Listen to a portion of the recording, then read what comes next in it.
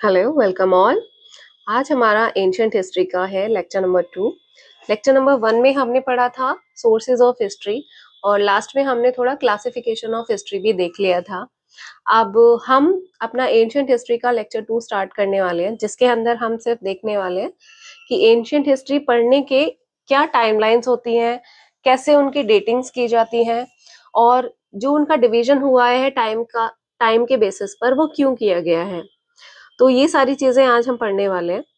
तो सबसे पहले स्टार्ट कर लेते हैं अपना टाइमलाइन से। तो टाइमलाइन होता क्या है? टाइमलाइन मतलब टाइम पीरियड।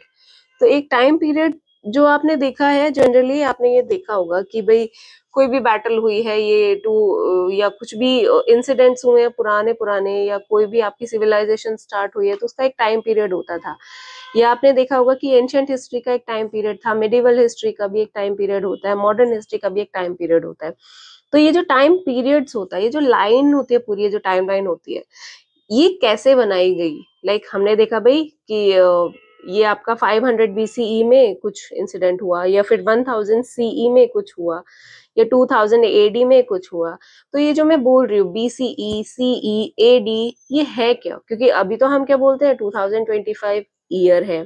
अब ये सारी चीजें तो हम कर रहे हैं, बट ये पहले ये बीसीई, सीई, एडी ये क्या होता था? तो ये होते थे आपके टाइमलाइंस की यूनिट्स, एक तरीके से हम बोलेंगे। बनाई कैसे गई थी? On the basis of Jesus Christ के बर्थ पे।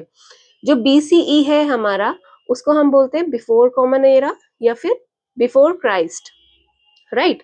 मतलब जीसस क्राइस्ट के बर्थ से पहले के जो साल हुआ करते थे उन्हें हम बोलते थे बीसीई। जैसे कि जीसस क्राइस्ट सपोज इस 0 वाले पीरियड में उनकी बर्थ हुई है, तो उससे अगर 1 साल पहले भी अगर की हम बात करेंगे तो वो भी क्या हो जाएगा? 1 बीसीई।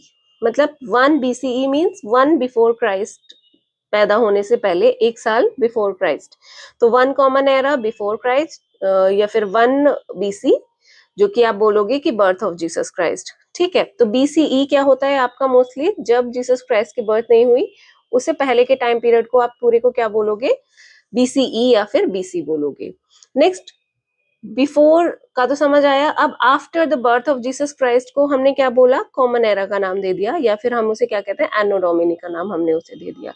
तो ये पूरा का पूरा जो आपने टाइमलाइन देखी है उसके बाद की, वो हमारी क्या होती चली जाती है? प्लस होती चली जाएगी कि भाई बर्थ हुआ उसके बाद में 500 सीई, या 500 एडी, या 1000 सीई, 1000 एडी, ये सारी चीजें क्या होती हैं आपकी? After the birth of Jesus Christ हम इसमें नोटिस करते हैं। अब बात करें अगर हम अपनी एंशियंट हिस्ट्री या मिडिवल हिस्ट्री या मॉडर्न हिस्ट्री, जो कि हमने क्लासिफिकेशन देखा था टाइम पीरियड के अकॉर्डिंग, वो क्या होता है? हमारा जो एंशियंट हिस्ट्री है वो हम पढ़ते हैं अप टू 750 सीई तक। ठीक है, 750 सीई मतलब कॉमन एरा की बात कर रहा है ये। मिडिवल हिस्ट्री हम पढ़ते हैं 750 सीई से लेकर के 1707 सीई तक, और मॉडर्न हिस्ट्री पढ़ते हैं हम पोस्ट 1707 सीई से आगे तक की। वो सारी की सारी हमारी मॉडर्न हिस्ट्री में हम उसे काउंट करते हैं। वेल, ये जो क्लासिफिकेशन किया गया है वो किया गया है based on long term impact of multi dimensional aspect as political, social, economic, cultural etcetera. मतलब ये डिवीजन क्यों किया गया है टाइम का? अब जो भी इंसिडेंट होते थे पास्ट में, उसका कुछ ना कुछ इम्पैक्ट प्रेजेंट में देखने के लिए मिलता था, या अभी भी मिलता है। चाहे वो इम्पैक्ट किसी भी फील्ड में हो आपका, भले वो पॉलिटिकल में हो, सोशल में हो, इकोनॉमिक हो या कल्चरल हो, तो किसी भी आपके डायमेंशन में अगर वो इम्पैक्ट देखने के लिए मिल रहा है तो उसको हमने उसी के बेसिस पर क्लासिफाई कर दिया। तो इसलिए हमने इसको बोला कि ये सारा का सारे क्लासिफिकेशन किस बेस पर है? On the long term impact of on multidimensional aspects. Okay, so this is it for timeline. ज्यादा इसमें कुछ इतना इंपॉर्टेंट है नहीं। नेक्स्ट मूव करते हैं अपना डेटिंग के ऊपर। डेटिंग कैसे करते थे भाई? हमें कैसे पता चलता था? कि जो हमने लास्ट क्लास में पढ़े थे सोर्सेज, राइट? याद है आपको सोर्सेज ऑफ हिस्ट्री? अब हमने वो इवैक्यूएट करके निकाल दिए। अब इवैक्यूएट करके निकाल दिए तो हमें पता कैसे चला कि ये जो चीज है, या ये जो पॉटरी निकली है, या ये जो कॉइन निकला है, ये कितना पुराना है? हमें कैसे पता चला इसकी डेट के बारे में कि ये इतने साल पुराना है? हमें कैसे पता चला? उसके लिए कुछ मेथड्स यूज होते हैं जिससे हमें पता चलता है कि वो कितना पुराना है, उसकी डेटिंग का पता चलता है। इसके अंदर हम सिर्फ कुछ ही मेथड्स पढ़ेंगे, होते तो बहुत सारे हैं, बट सबसे पहले आता है हमारा पोटेशियम आर्गन डेटिंग।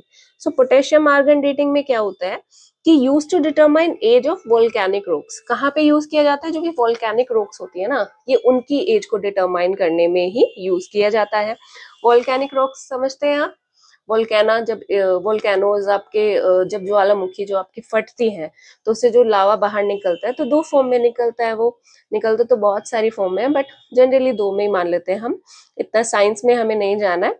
तो जब वो लावा ठंडा होता है तो उसमें क्या होता है, जो पोटेशियम, उसमें पोटेशियम का अमाउंट होता है वो थोड़ा सा ज्यादा होता है। तो पोटेशियम क्या होगा, वो धीरे धीरे जो ये it measure the ratio of argon into potassium. ठीक, तो पोटेशियम के जो है वो आर्गन में कन्वर्ट होता चला जाएगा धीरे धीरे, जैसे जैसे उसका टाइम जो है वो बढ़ता जाएगा। तो कितना उसके अंदर आर्गन प्रेजेंट है, उसके अमाउंट से हमें पता चल जाएगा कि ये जो चीज है ये कितनी पुरानी बनी हुई है। तो किसी भी चीज के अंदर कि ये इसके अंदर कितना पुराना आर्गन है, मतलब कितना पोटेशियम से आर्गन बन के निकला है, जितना बनता जा रहा है, उसको आपने क्या बोल दिया, पोटेशियम आर्गन डेटिंग मेथड आपने उसे बता दिया। Next is your carbon dating. Carbon dating के बारे में आपने सबने पढ़ा है, कार्बन तो हर चीज में पाया जाता है। ये थी वोल्केनिक रॉक्स के बारे में बात करोगे तो वो तो लिविंग नहीं है, बट कार्बन डेटिंग मेथड जो यूज किया जाता है वो आपका जनरली किस लिए किया जाता है, helps to determine age of organic materials. जो भी आपके ऑर्गेनिक मटेरियल्स हैं उनकी एज को डिटरमाइन करने में हेल्प करता है ये। इसमें measure decay of radio active isotope carbon 14, carbon 14 का जो रेडियो एक्टिव आइसोटॉप है उसी को ही ये मेजर करता है, क्योंकि आपको पता है जो भी आपके ऑर्गेनिक मटेरियल हैं या जो भी आपके लिविंग थिंग्स हैं उनके अंदर कार्बन प्रेजेंट होता है। अब धीरे धीरे जब वो डिके होना स्टार्ट हो जाते हैं, वो मर जाते हैं, फिर वो डिके होते हैं, तो जो उनके अंदर की कार्बन अमाउंट है वो कम होती चली जाती है।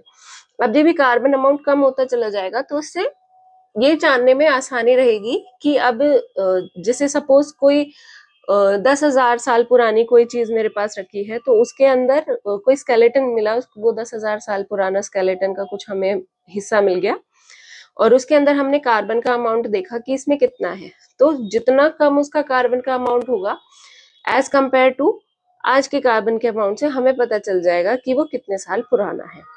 अब इस मेथड को हम यूज कर सकते हैं 50,000 ईयर्स तक की पुरानी चीज की भी एज को डिटरमाइन करने में भी इसका यूज किया जा सकता है। ये बहुत ही कॉमन मेथड होता है और डेटिंग का, और ये मोस्टली ऑर्गेनिक मटेरियल के लिए ही यूज किया जाता है उनकी एज को डिटरमाइन करने के लिए। नेक्स्ट आता है आपका यूरेनियम डेटिंग। यूरेनियम डेटिंग में क्या होता है, ये जो है आपका ये फॉर लाइक जो आपके रॉक्स हो गए, पत्थर हुए, चट्टाने हुए, माउंटेन्स हो गए, उनकी एज को डिटरमाइन करने के लिए इसका यूज किया जाता है। इसमें क्या होता है, ये जो यूरेनियम होता है ये पाया जाता है आपका सारे जो ये आपके इनऑर्गेनिक मटेरियल होते हैं उनमें पाया जाता है, और ये ऑर्गेनिक मटेरियल में तो नहीं मिलता, बट ये यूरेनियम का जो अमाउंट होता है वो धीरे धीरे किसमें कन्वर्ट होता चला जाता है, लेड में कन्वर्ट हो जाता है। तो ये यूरेनियम टू लेड कितना कन्वर्ट हुआ है, जैसे अभी आपका ऊपर हमने देखा था कि पोटेशियम टू आर्गन कितना कन्वर्ट हुआ, इसी तरीके से यूरेनियम टू लेड कितना कन्वर्ट हुआ, उससे पता चल जाता है कि ये चीज कितनी ज्यादा पुरानी हो सकती है। तो ये भी आपका एक मेथड होता है। तो ये आपके को हमने 3 मेथड्स देखे हैं, इनको हमने देख लेना है। नेक्स्ट जो कि आपका मेन टॉपिक है, इसकी तरफ हम मूव करते हैं। छोटा सा टॉपिक है, जानते हैं आप लोग, और भी इसके बारे में हम थोड़ा अलग से नेक्स्ट वीडियो में भी देख सकते हैं, बट एक बेसिक सी जानकारी आपको इसके बारे में होनी चाहिए। This is your human evolution of stone age. अब आपको पता है सबसे पहली जो एज हमने मानी है जिसमें ह्यूमन का इवोल्यूशन हुआ है वो हमने स्टोन एज मानी है।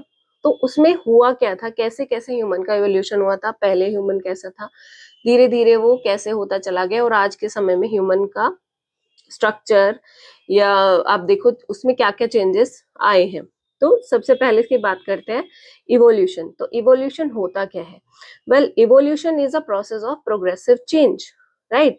जो भी आपके अंदर चेंजेस हो रहे हैं उन्हीं को क्या बोला है आपने, इवोल्यूशन का नाम दे दिया है, राइट। कोई भी चेंज होता रहता है उसको आप इवोल्यूशन बोलते हैं। Changes are at physical and mental level. Changes दोनों तरीके से होते हैं, फिजिकली भी होंगे और मेंटल लेवल पे भी होते हैं। एज प्लेस चेंजेस, अब रीजन क्या होता है भाई इवोल्यूशन का, मेन रीजन होता है इवोल्यूशन का ये जो नेक्स्ट ब्लू लाइन में आपको दिया हुआ है। कैसे, जैसे जैसे प्लेस चेंज हुआ, कंडीशन चेंज हुई, सर्कमस्टेंसेस चेंज हुए, फिर जैसे जैसे सर्कमस्टेंसेस चेंज होने लगे तो हर आदमी वही चैलेंजेस फेस करेगा, नई जगह आया है, कंडीशन चेंज हुई है सारी, तो उसको चैलेंजेस भी फेस करने पड़ेंगे, जिसकी वजह से वो अपने अंदर कुछ ना कुछ चेंज लाएगा, या तो फिजिकली लेके आएगा और मेंटली लेके आएगा भाई वहां पे सरवाइव करने के लिए। तो क्या मेथड होता है आपका, सबसे पहले तो उसकी जगह चेंज हुई। इवैल्यूएशन का मेन प्रोसेस क्या रहा होगा, जो हम मानते हैं कि सबसे पहले तो जो ये आपका अर्ली मैन था, या जिसे आप, अभी तो मैन भी नहीं था, जो आपका अर्ली एप था, उसने क्या किया होगा आपका, सबसे पहले उसकी जगह चेंज हुई होगी किसी ना किसी रीजन की वजह से। फिर वहां नई जगह पे गया होगा तो वहां की कुछ कंडीशंस चेंज हुई होंगी, जहाँ पे पहले रहता था वहां कुछ और कंडीशंस होंगी, अभी की कुछ और कंडीशंस होंगी। फिर वहां पे उसको खाने के लिए, रहने के लिए नए नए चैलेंजेस फेस करने पड़े होंगे, जिसकी वजह से उसने अपने अंदर कुछ ना कुछ चेंजेस लाया होगा, जिसकी वजह से वो वहां पे वहां के एनवायरनमेंट को और वहां के कंडीशंस को अडेप्ट कर सके, और धीरे धीरे उसका इवोल्यूशन हो गया होगा। तो यही मेथड हुआ करता था, यही हम मानते हैं कि इवोल्यूशन में इसी प्रोसेस का यूज हुआ होगा। तो सबसे पहले जो हमारा ह्यूमन इवोल्यूशन हुआ था, उसमें हमारी ये कुछ स्टेजेस आती हैं, जिसको आप देख रहे हो 6 स्टेजेस यहाँ पे लिखी हुई हैं। अभी आपको पता है अभी हम होमोसेपियंस हैं, राइट। ये जो लास्ट वाली स्टेज आपको दिख रही है, दिस इज योर होमोसेपियन वाली stage, this one, the last one is your Homo sapien वाली स्टेज। बट उससे पहले भी हमारी क्या थी, कुछ जो सबसे पहले स्टेज हुआ करती थी वो थी ये, इसको बोलते हैं हम रामापिथेकस। तो रामापिथेकस वाज लाइक एप, पूरा एप ही था, देख रहे हो आप, पूरा एप ही था, फॉरेस्ट में रहता था, और इसके एविडेंस मिले हमें शिवालिक के अंदर। ये बस इतनी सी बात देखने की जरूरत है, ज्यादा कुछ है नहीं। नेक्स्ट, रामाफिटिकस के बाद में इनका ही एक ब्रांच कोई थी, जैसे सब लोग एक साथ रहते थे, तो एक ब्रांच किसी भी तरीके से भटक गई, अपना रास्ता भटक गई होगी, तो वो अलग हो गई इनसे। तो अलग गई तो जैसे हमने अभी पढ़ा था कि भाई place change, condition change, condition change हो गई उसकी, तो उसने क्या करा होगा, चैलेंजेस फेस करे होंगे और अपने अंदर कुछ ना कुछ चेंजेस लेके आया होगा। तो वो जो नई ब्रांच आपकी बनाई उन्होंने, वो कंडीशन फेस करने के बाद जो उन्होंने अपने अंदर चेंजेस करे, तो रामापिथेकस के बाद में क्या बन गया आपका, ऑस्ट्रेलोपिथेकस बन गया। तो ऑस्ट्रेलोपिथेकस में क्या हो गया है, ये भी आप कह सकते हो कि एंसेस्टर ऑफ मॉडर्न ह्यूमन हम इन्हें मानते हैं। और ये ब्रांच ऑफ रामापिथेकस के ही थी, जिन्होंने अपना एक नेटिव प्लेस छोड़ा किसी भी वजह से, हो सकता है फूड गैदरिंग कर रहे हो, इधर उधर भटक गए हो, और उन्होंने फिर अपने अंदर चेंजेस लाए, और उनकी इस ब्रांच को नाम दिया गया ऑस्ट्रेलोपिथेकस। तो ऑस्ट्रेलोपिथेकस के एविडेंस आपको अफ्रीका में देखने के लिए मिल जाते हैं। नेक्स्ट आता है आपका होमो हैबिलिस। होमो हैबिलिस के जो एविडेंस है वो आपको तंजानिया में देखने के लिए मिलते हैं। होमो हैबिलिस और आपका आगे जो है ये नेक्स्ट जो मैंने इसमें नहीं लिखा हुआ है, नेक्स्ट वाले में हम देख लेंगे, इसको क्लियरली देख लेंगे क्योंकि these are important ones. Next आपका पूछता है होमो हैबिलिस के बाद में, अब देखो यहाँ पे होमो हैबिलिस के पास क्या है, होमो हैबिलिस के पास ना स्टोन है ना, उसने टूल बनाया हुआ है, तो उसके पास टूल है, यहाँ तक उसके पास टूल्स आ गए थे। अब वो अपनी चीजें, मतलब उसने हंटिंग वगैरह करना थोड़ा थोड़ा सा स्टार्ट कर दिया था। नेक्स्ट आता है आपका stage, that is your homo erectus. Erectus मतलब सीधा खड़ा होना, अब उसने स्टार्ट कर दिया था, चलने लग गया था, और उसके पास डिस्कवरी ऑफ फायर भी हो गई थी। ठीक है, फायर आपको उसके हाथ में दिख रही है। एविडेंस इसके आपको देखने के लिए मिलते हैं एशिया एंड अफ्रीका में। नेक्स्ट आता है आपका होमो निंडरथैलेंसिस। तो ये कहाँ थे भाई, यहाँ देखो इसके पास तो अब आपका भाला आ गया पूरा, है ना, अब वुडन भी है, आगे इसके एक स्टोन का टूल भी लगा रखा है, इसने प्रॉपर एक अपना वेपन बना रखा है। यहाँ पे टूल्स तो है, वेपन्स भी, सब कुछ यहाँ पे बनाना स्टार्ट कर लिया। तो मतलब अब इनके अंदर थोड़ा थोड़ा सा ब्रेन डेवलप होना स्टार्ट हो गया है। तो यहाँ पे ये जो आपकी स्टेज आई है, दिस इज योर होमो नेंडरथैलेंसिस। इसमें आपका टीम वर्क और कलेक्टिव एफर्ट की बात करी जाएगी। सब लोग टीम वर्क करने लगे थे, साथ में मिलकर रहने लग गए थे, लीडरशिप की बातें होने लगी थी, डिवीजन ऑफ लेबर आपका यहाँ पे शुरू हो गया था, और थोड़ा थोड़ा वोकल कोड्स जिसे आप बोलते हो, वोकल सेंटर, वो भी डेवलप होना स्टार्ट हो गया था। यहाँ पे उनकी कुछ कुछ आवाजें जो थी वो निकलनी शुरू हो गई थी, वोकल सेंटर स्टार्ट हो गया था। And your last stage is Homo sapiens, जो कि आप अभी देख ही रहे हो। तो यहाँ पे उनका ब्रेन काफी अच्छे से डेवलप हो चुका है, क्रिएटिव हो गए हैं वो, उनको डिस्कवरी ऑफ फायर भी हो गई है, डिस्कवरी ऑफ व्हील्स भी हो गए हैं, टूल्स भी बनाने आ गए हैं, घर भी बनाने लग गए हैं वो, पेंटिंग्स वगैरह करने लग गए हैं। तो ये सारी चीजें यहाँ पे होमोसेपियंस के साथ आ गई हैं। अब दो चीजें हमारी रह गई थी, जो कि थी आपके Homo habilis and homo erectus. ये दोनों मैंने नहीं लिखी थी, यहाँ पे मैंने अलग से मेंशन करी हुई हैं। तो इनमें डिफरेंस देख लेते हैं कि है क्या। तो ये होमो हैबिलिस जो है ये होमो इरेक्टस से पहले वाली स्टेज है। यहाँ पे उसके पास देखो सिर्फ स्टोन का टूल है, ठीक है, उसने सिर्फ एक स्टोन पकड़ा हुआ है। ये time period around 2 to 1.5 million year ago का है। होमो इरेक्टस में बिल्कुल वो सीधा खड़ा हो गया है। बिल्कुल उसके बाद जो नेक्स्ट स्टेज थी वो होमो इरेक्टस ही थी, सीधा 1.9 मिलियन ईयर्स अगो। ब्रेन का साइज डेवलप होना स्टार्ट हो गया। देखो पहले 600 to 700 सीसी था, अब होमो इरेक्टस के अंदर 900 सीसी का ब्रेन है। बॉडी एंड लिम्ब बिल्कुल होमो हैबिलिस में तो बिल्कुल ये मानो एप जैसी थी, हाथ पैर छोटे छोटे से जैसे आपकी बॉडी होती है, कोई मतलब एक डिफाइंड स्ट्रक्चर नहीं था। बट होमो इरेक्टस के अंदर एक प्रोपोर्शन में आ गई थी बॉडी कि ह्यूमन जैसी होने लग गई थी, हाथ पैर लंबे लंबे से, सर थोड़ा छोटा, बॉडी का एक प्रोपोर्शन में होना। इस तरीके से होमो इरेक्टस में ह्यूमन लाइक स्ट्रक्चर बनना स्टार्ट हो गया था। तो ये था आपका evolution of human in stone age. So this is important, और इनकी जो स्टेजेस हैं इन्हें भी हम बहुत ज्यादा इंपॉर्टेंट मानते हैं।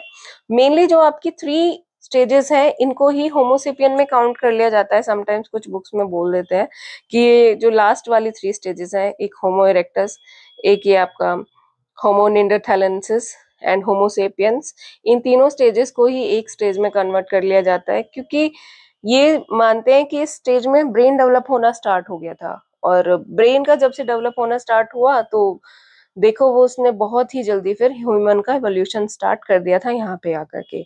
अब ये वाले स्टेजेस हैं आपके ह्यूमन इवोल्यूशन के। अब इवोल्यूशन के साथ साथ में फिर बहुत सारे अब होमोसेपियंस ने साथ में रहना स्टार्ट करा, घर बनाने स्टार्ट करे, तो एक सिविलाइजेशन सी स्टार्ट हो गई थी, एक कल्चर चल गया था सब लोगों का साथ में रहने का। तो अब हम अपनी नेक्स्ट क्लास में पढ़ेंगे कि किस तरीके से सिविलाइजेशन स्टार्ट हुई और ह्यूमन इवोल्यूशन का उस पर क्या फर्क पड़ा।